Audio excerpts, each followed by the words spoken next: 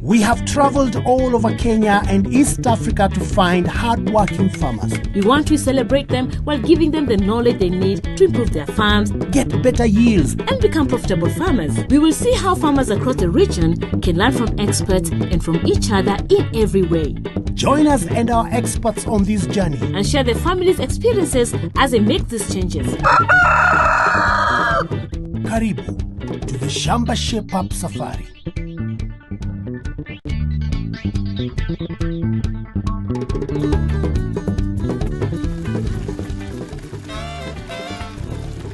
Welcome to Shamba Shape Up. We are near Arusha town in Tanzania, where agriculture is a main activity.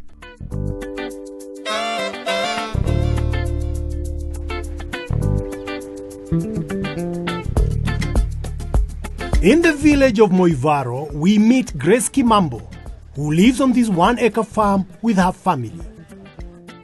She grows many different crops on her shamba, such as beans, bananas, amaranth, and cassava, which she sells at the local market. But lately, her crops are not doing well. We have come to see the farm and give her some advice.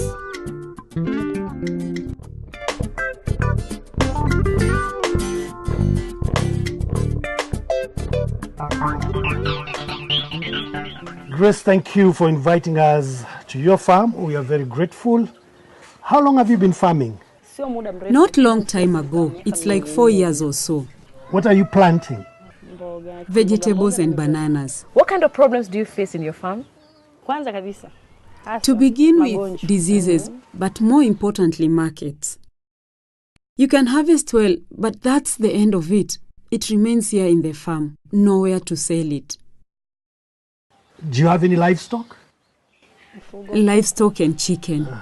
Grace, how can Shamba Shape Up help you? Since you have seen how things are here, they don't look nice. For me, what I need most is the knowledge, more than capital. Well, that's why Shamba Shape Up is here. They're going to give you technical advice and make sure that you're shaped up.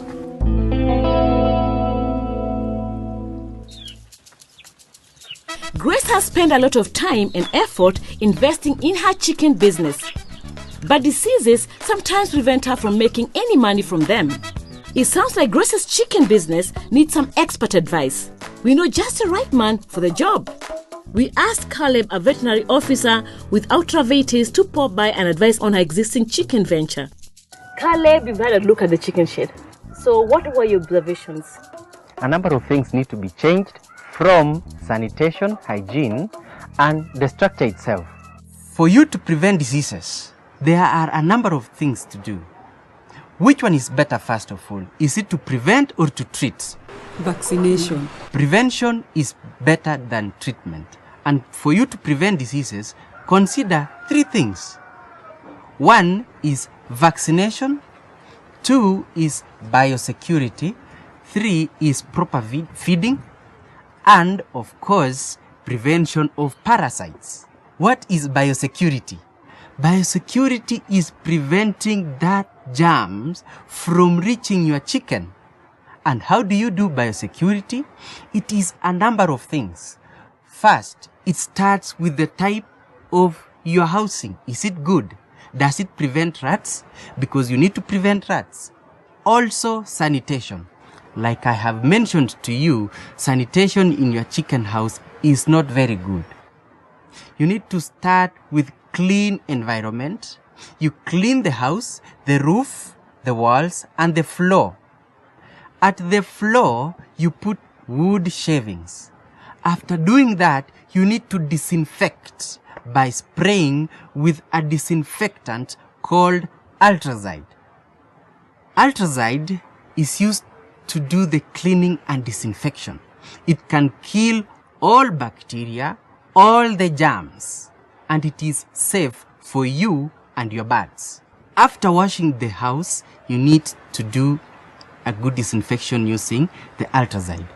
Also, remember the feeders and the drinkers, you clean and also disinfect with Ultrazide. Disinfecting the house is only the first step to stop diseases in the chickens. There's another dangerous problem to stop.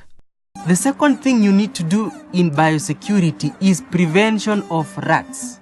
you need to keep in mind that rats bring in diseases, they feed on the feeds of your birds, also they eat the chicks and even your chicken. They eat the eggs. So you need to prevent in whatever the way. The best way to prevent rats is using Lanirat. This is a rodenticide specially meant to prevent rats, and it is very good. Why?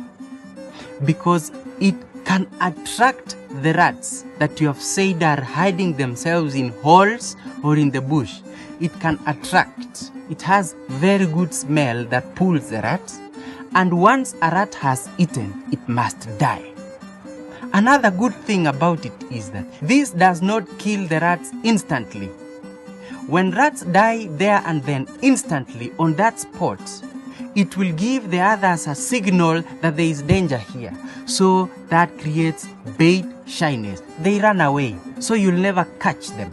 But for this one, the rat will eat today and die after 3 or even up to 5 days.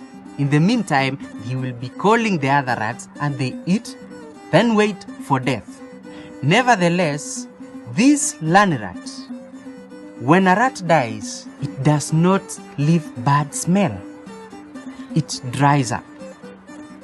So it also has an antidote. If a child by accident eats Lanirat, you take to the hospital and is given vitamin K, and the child will not die. It has an antidote. So it is fairly safe.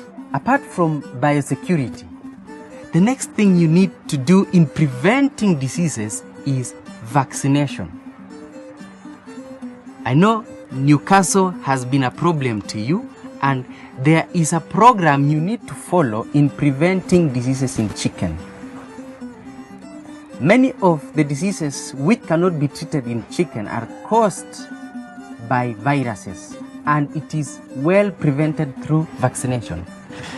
In your local area, your local veterinary doctor will give you vaccination program which you need to follow to the letter. Okay, so in terms of feeding, besides what she's feeding her chickens with, is there anything else that she needs to add?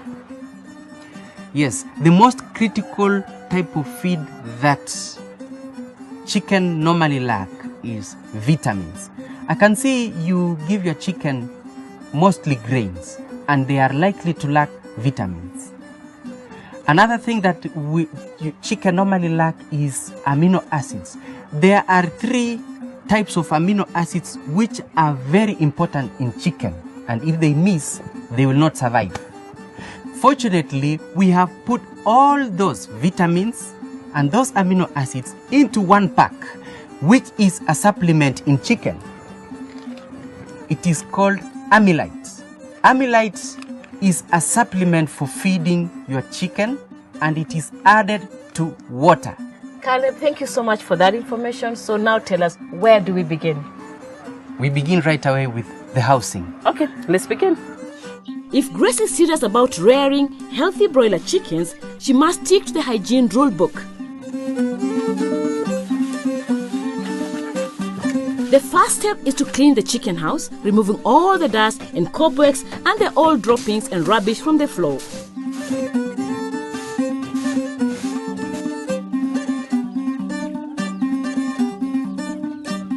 So Caleb, we've cleaned the house. What next? The following thing is to disinfect the house before we place the wood shavings. And then the wood shavings will be disinfected from the area they have been dried, then brought in, and we will disinfect the whole house from the roof to the walls and the floor, including the wood shavings. After that, we clean and disinfect the drinkers and the feeders and place in there. In the drinker, we shall add water having vitamin amylite. After placing, we will finally do a trap of rats using Lanirat. To place Lanirat, cut a hole in 2 ends of a cardboard box. Sprinkle the bait into the box and close the box, then put the box next to the chicken house near the bushes where the rats will pass. While Naomi was busy with the chickens, I took time to have a word with the young people at home and find out what Shamba Shape Up could do for them. So as young farmers, how would you like Shamba Shape Up to help you, Caleb? The great thing which you can do and which will help is education, because we say education is the strongest weapon in the world. So just education about the farming, education about how can youth participate in agriculture, how can the youth have good product in agriculture. Best is education. That's all. That's what I can say. And how about you? For me, I would like Shamba Shape Up to help us get loans. We need finances to enable us do farming. Thank you so much. We'll work on that. Now, that will be my homework. I need to find them an expert on youth farming. Along with changes in temperature, climate change also brings changes in rainfall amounts and distribution patterns. Grace, as a farmer, you have experienced different kind of rainfall patterns. The rains are erratic. Sometimes they come, sometimes they don't come. Why do you think that is so? It's true. Well, the rain has not been very predictable, and it is making us lose our crops. Mr. George, why do you think this is so? This is so because the issue is globally now is climate change, which is believed to be contributed by human activities in different aspects, from the industrial up to down there to our normal subsistence farmers. Now, how does a farmer like Grace adapt to these changes? She should do some changes in his normal practices, farming practices, like using improved varieties of seeds, even using some technologies to prepare their land, to prepare their fertilizers, use fertilizers in general, whether it's organic or inorganic, try different types of seeds, crops, maize or beans or whatever. And since temperature and water both affects the processes that takes place in the soils, climate change will therefore cause changes in the world soils. So, we have to take good care of our soil, and our expert tells us how. Let's talk about climate change in relationship with soils and water. Let's start with the soil first. Yeah, soil being a living thing, it has a lot to do with to get the fertility. So when the changes are there, we don't expect anything to be decomposed without having enough moisture or rain in those different seasons. When a farmer leaves something trashes in the field and it no rains, so it won't be decomposed. So the soil will be bare. A lot of erosion agents will be playing, like wind erosion, soil erosion, because the land is bare. And how about water? When the rains doesn't come on time or doesn't come at all, the amount of rains from those water sources will be decreasing, and most of the farmers or the people around the footsteps of Mount Meru, they are totally subsistence farmers. Most of them, they are using a little amount of water from the sources to irrigate their horticultural crops and those other plants, and also domestic uses. So the relation is there. Let's talk briefly about tree planting and especially fodder crops. Which one should the farmer plant, especially around this region? The forages are very important, apart from fruit trees, but they can grow coriander, lucina, some grasses which are recommended by the scientists, which are doing better in this area. Climate change means the weather is unpredictable. George thinks that the rainfall in this area might decrease, which will make it hard for Grace to grow enough grass for her cows. She needs to plant fodder shrubs like caliandra, mulberry, or leucaena. These are drought tolerant and can give her fodder all year round. To plant caliandra, dig holes 1 foot deep and 1 foot wide. Plant the seedlings and water well. The shrubs should be 1 meter apart.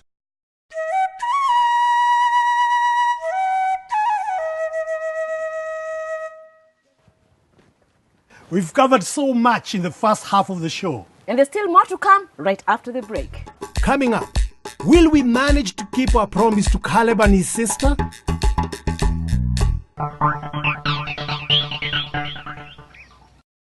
To receive all Shamba Shape Up leaflets, SMS the word all with your name and address to 30606. If you'd like to receive just the leaflet for this farm, SMS farmer, that's the name of the farmer, with your name and address to 30606.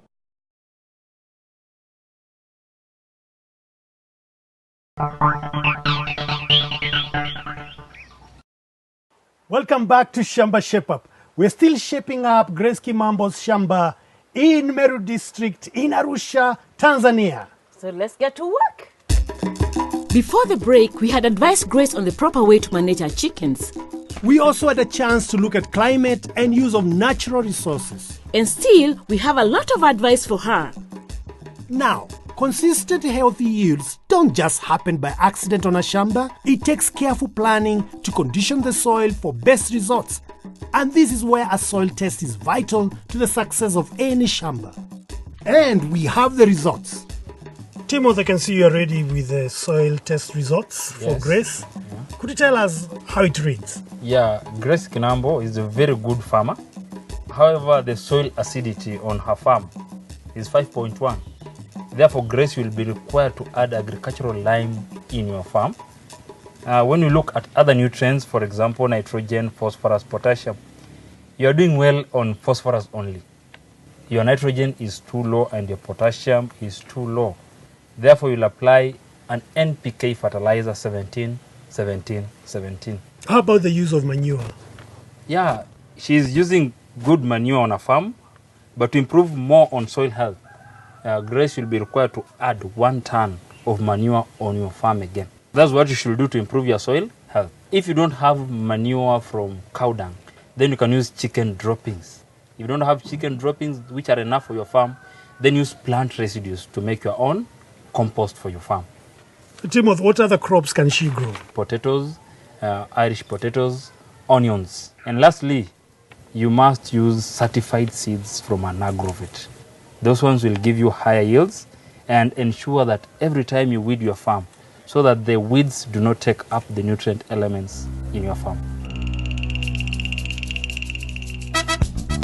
Grace has learned a lot from the experts about her chickens, protecting her soil and cows from drought, and how to improve her soil. She has started putting the lessons into action, but she still needs a little bit of help with her vegetable garden. So Grace, what do you have in your vegetable garden? I have planted vegetables, amaranth. Do you think you've planted well? From my side, I don't see a problem. Eliudi, do you think she's done well? There are small problems here and there. Grace has planted without observing the right spacing from one plant to another, from one row to another. She has also not mulched her crops to reduce water loss and also reduce weeds on the farm. I have also noticed some pests. When you touch the plant leaves, you see them flying away, the white flies. Let's start with the spacing. When planting various vegetable plants, especially amaranth, from one row to another should be 15 to 20 centimeters. But also from one plant to another should be 10 to 15 centimeters. It is important for you to get a good population of plants, and with the recommended spacing, your yields will be more. Also, there will be less competition between plants for water, sunlight, and also nutrients from the soil in a good spacing. We also normally advise farmers to observe recommended spacing, and your yields will increase. For amaranth, if you follow these instructions, your vegetables will be healthy, bigger, and strong enough, since there is no competition for water, nutrients, or air.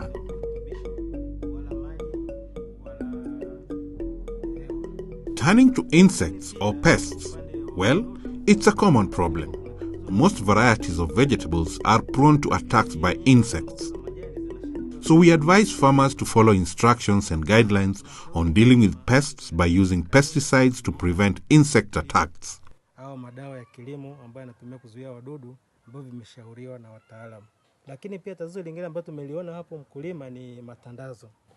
Another problem here is mulching. Mulching is important in a vegetable plot and other crops as well. But mulch have their requirements too. They must be well dried first, without seeds at all. Otherwise, if they have seeds, when you water your plants, the seeds will germinate. And that means that you will now be dealing with weeds too in your shamba.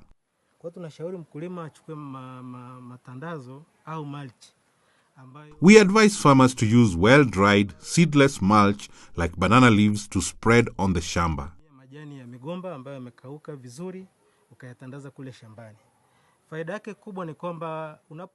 One benefit is that when you cover the soil, you make the soil retain more water rather than losing it through sun heat. If the sun gets to the nursery or the soil, more water is lost through evaporation, yet your plants needs the water to grow and mature.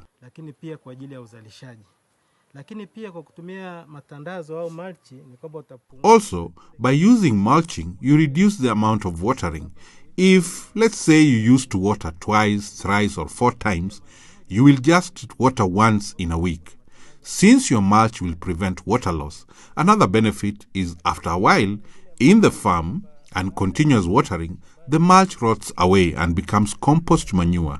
When the next season is ready, you will find that your shamba has good nutrients for your plants and for you to get better yields in the following season. Earlier on, I'd asked the young people in the family what they need to be able to go into farming. After hearing that they need more education and access to support, we asked an expert to visit us and tell us what the government of Tanzania can do for them. Fewer youths are getting involved in agriculture, but this is due to various reasons. One is capital. Another is lack of land to till, as traditionally all land and agriculture is for older people. These are some of the reasons why youths are not getting involved in agriculture. Also, as youth, agriculture has a lot of challenges. For example, in this region, you can till the land, but it's not fertile and it's seasonal, and so you may end up with nothing in a season, just because the soil is not productive. Also, the same farm is used for other crops by your parents. You may want to grow vegetables, but then they have bananas. So in that environment, bananas and vegetables will not intercrop well. The bananas will be shading the vegetables, and this makes the vegetables not do well. These are some of the challenges that stop the youth from bothering. There is this habit of inheritance, and I will talk to Mama about it. Inheriting what your parents are growing is not good at all. We have to change and align our farming with modern ways of farming. If your parents are growing bananas and for many years you're not getting enough, remove the bananas and plant something that will do well and meet your needs. Plant tomatoes, onions. You can also search the markets and see what is needed, something that you can benefit from very quickly. All right, I can work on the farm. Me as a person, but not all youths have the knowledge. They just do it just because they have to. No education. So you just dig and plants will grow. Plant tomatoes, plant vegetables, and the crops will grow. That's over for them, nothing more. So not all of them have the information. That is why you find someone tilling a 1/4 acre is producing more than one who has 7 acres who is producing very little. This is because the one of the 1/4 acre is using modern technology to do his farming. So for me, where do I get those new farming techniques? As an authority, we have started investment or entrepreneurial groups or basket savers or circles for people to save and borrow. You can get capital and a chance to afford farm inputs. If you have started farming and you are stuck somewhere and you have joined these production groups, you can be financed to buy various farm inputs. But also as an expert, we advise you not to just focus on tilling the land. Learn other things that you can do off-season that can help you generate more income.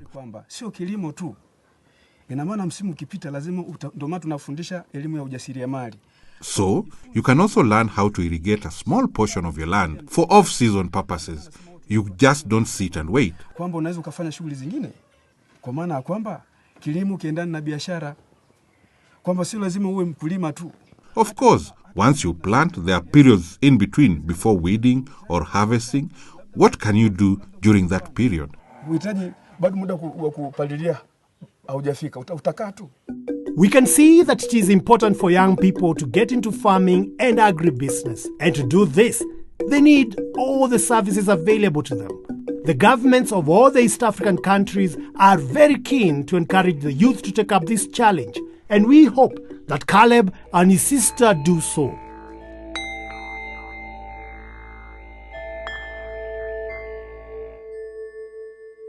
It's been another fantastic shape up here from Arusha town. We have happy chickens and a very happy farmer.